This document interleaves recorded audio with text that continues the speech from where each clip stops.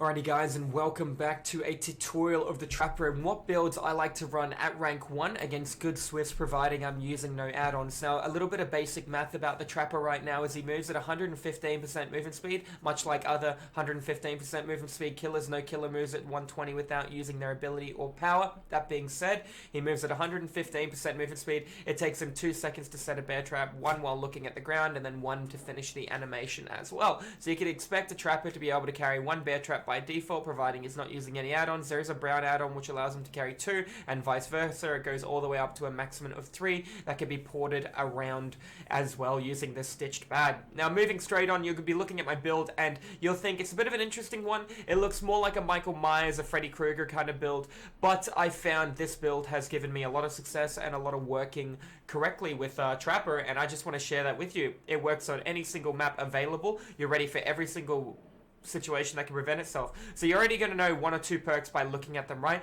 I highly recommend a perk called Thrilling Tremor. It is a rich man's barbecue and chili. Even though it doesn't give you blood points, it gives you 100% information. It has no counter. If you think you're going to counter it by not working on a Jenny, technically you're being stalled yet again for 16 seconds. So like I said, it has no counter. It is a very, very powerful perk.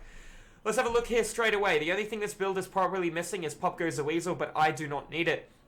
First perk is Ruin. Now, Ruin could be integrated with Corrupt Intervention, but I prefer Ruin on the Trapper based on 2 factors. I do not want to run Corrupt Intervention and pull people who spawn in the corner of the map to the center of the map where I'm most likely prepping. I do not know if you're watching me through whispers. I need to just be able to get to my point, place my trap, and then keep going as well while absorbing as much information around me as possible. General rule of thumb with Trapper, if I see a bad Jenny, I will sacrifice that generator for 5 good trap placements. You heard me? If I'm playing on a map with for example, the cowshed, the red barn, I'm not going to worry about that. I'm going to let that do its thing, depending on my spawn, of course, and I'm going to prep the entire board for the price of that generator. But that's not always the case. If somebody makes a bad play, you capitalize off their bad decision.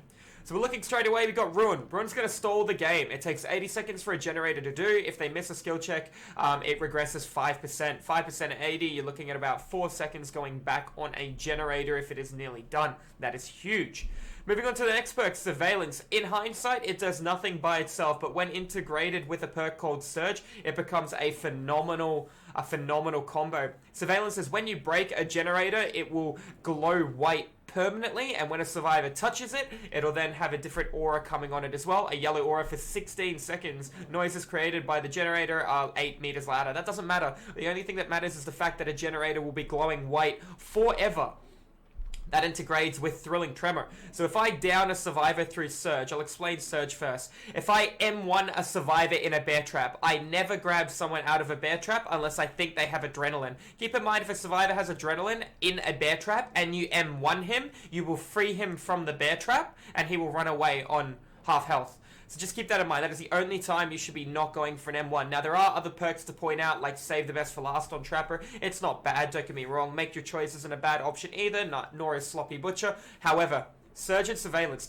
Jeff just got caught in my bear trap. I just hit Jeff out of the bear trap. Now the generator up on a platform to my right will be regressing and glowing white, so I know if there's another player working up there. There's not another player working up there. Good. I take Jeff to a hook. I hook Jeff. I then start setting up my traps. I don't have to go around the board looking for Pop Goes the Weasel value. A down Jeff. Any Jenny within 32 meters of that will be regressing. What's that? The Jenny right in front of me didn't turn white. That means there's somebody working on that. I leave Jeff on the ground. I go straight to that generator. I hit a Claudette who might be crouching behind the generator. She runs away, I pick Jeff up, I hook him, then I kick the Jenny, and then I rotate off that. It gives me a lot of time to prepare the board. And the Trapper, much like the Hag, is all about preparation. The more time you have to prep, the stronger off you're going to be. The Trapper can only down you through an M1 unless he grabs you out of a bear trap, which he should not be doing near any case. You do get more blood points for it, but at the same time, with this build, this whole build is about how you perform in terms of the mid to late game and not worrying about walking up to kick a Jenny that you don't need to. A lot of the games now have platform Jennies. For example, if we look at a map like,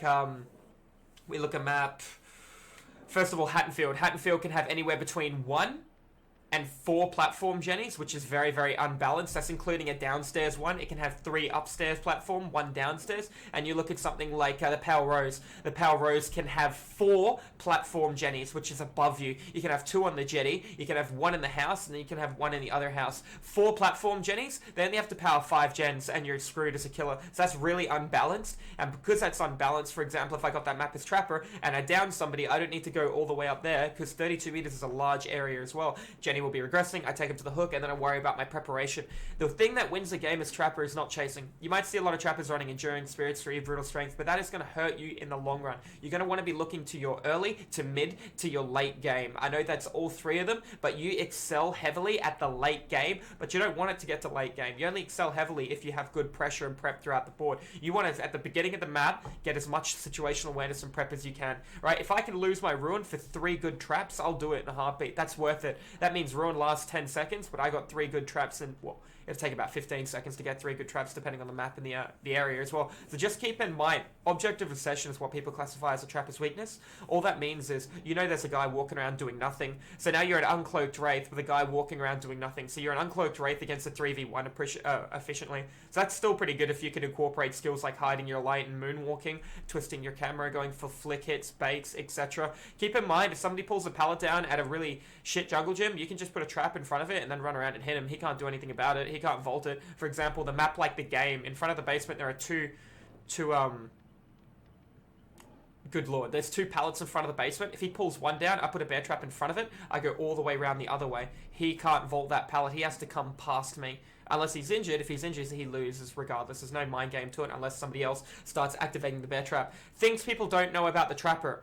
There's a bear trap on the ground. One survivor can activate it. Other survivor can freely move over it with no punishment. Second that survivor lets go, the guy will get stuck in it. So, good survivors, one will start activating it, one will run past, one will let go of it, Trapper will get caught in his own bear trap. Another option, survivor can dead hard over the bear trap. So just understand these plays and it will probably come back and it will help you for your mid to late game understanding. Not to prep in between a pallet, a survivor can pull down a pallet and then vault over it too. I do have a couple of 100, if not 1,000 plus hours on the Trapper, so I do feel I understand him to a decent degree without add-ons.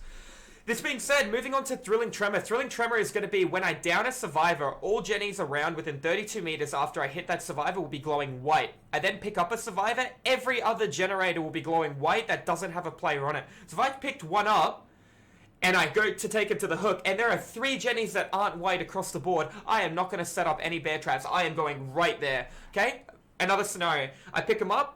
There are 2 jennies glowing white. Now I know 1 on the hook, 2 people there, 1 person's missing, or somebody's stacked because I don't have discordance, okay? I might go over there depending on how close the jennies are. If there's 1 over there and 1 over there, I'll go to whichever one's closest depending, okay? Alternatively, I still have Ruin out, I down Jeff, and now there's only 1 jenny, which is in the corner of the board, which isn't sealed through Thrilling Tremor. I will look at that and go, cool, I don't care about that. I'm going to get prepped throughout the board instead of worrying about that jenny. I don't have pop on purpose, so I don't have to feel, oh my god, I gotta go run over there and get that kick or that value. My value and prep is what's gonna win the game. Understanding when to let go of a chase, it'll help you on every killer, let alone a killer that needs to prep. If he's at a good pallet, getting the pallet out of the way, finding who's the weak link. There is always a weak link. Even if you're versing the 4 best survivors, there's always gonna be somebody who's worse than the others.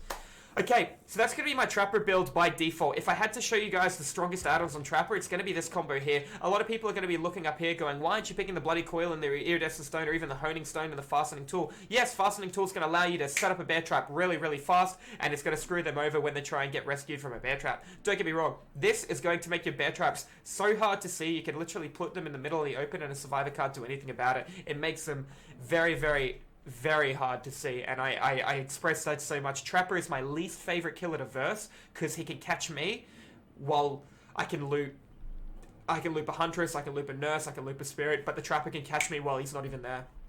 And that's very, very devastating.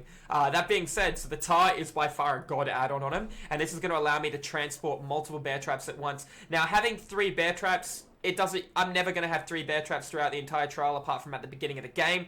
This being said, this allows me to, if I need to make a mind game or pick up a trap mid-loop, I can do that as well. It helps. Don't get me wrong, fastening tool isn't a bad idea, but now I'm going to be running around with one bear trap. Personally, I think 3 bear traps with a little slower is going to be better than 1 bear trap at extremely fast. If you do have 1 bear trap at extremely fast, I'd actually ditch the tar bottle and go the stitched bag. Now I have 3 bear traps and I can go really fast. Now at a jungle gym, if a guy's trying to mind game, I can either bait it down and then hit him, or I can actually put it down on the ground. There's a lot of different plays and options I can do in that situation. But those are, in my opinion, the best add-ons for Trapper. And if you want to go a little cheaper, you do have a brown add-on over here, which is going to allow you to carry an additional bear trap, which will help you a lot understanding your prep and your movement. This one isn't too great as well. It allows you to start with 1 more and transport 1 more, so you can have 3. Yes, that does stack as well. Oh, I hit the survivor button. It does stack as well alongside this one here, so you can carry multiple bear traps. Alrighty guys, that's going to be all in my personal opinion for the Trapper. Now quickly pointing out maps that I highly recommend on the Trapper. Honestly, a lot of people will disagree with me with this statement. The game is the best map for every killer in the game. I know, at my 7,000 hours of playing DBD as a killer main, I can tell you the jigsaw piece is very killer-sided. It's never been survivor-sided. It used to be a little different, but at the same time, the map is stacked on itself. Look at my build. My whole build's about stacking on itself. If I knew I was going to the game, I might trade out Thrilling Tremor for something else that could be wrong, maybe Infectious Fright or something Nurse's Calling to assist me on a small map like that, but at the same time, it is god tier for just every killer. If I had to pick a map that best suits the Trapper's playstyle, being prep, I'd actually pick the Asylum. A lot of people would probably go, no, you know, you've got the Azeroth Key, and you've also got I wouldn't really want to go to the farm. You got the Macmillan Estate. Yes, they're really good maps, don't get me wrong, but Farthest Chapel or the Asylum, if you know how to prep really well, you can really be devastating. First of all, Farthest Chapel has a lot of Jennies stacked on themselves, so you're going to get good pressure out of that. A lot of grass, a lot of good understanding. Most jungle gyms are small as well and can be outplayed very easily by the killer, but if you get the Asylum, don't get me wrong, there's a big jungle gym in the middle. If you prep around it correctly, you can catch a lot of people at that really quickly as well, and there's generally 3 Jennies within 32 meters of this center of the board, with a couple of scattered on the corners as well. So it's also a very good map for the Trapper.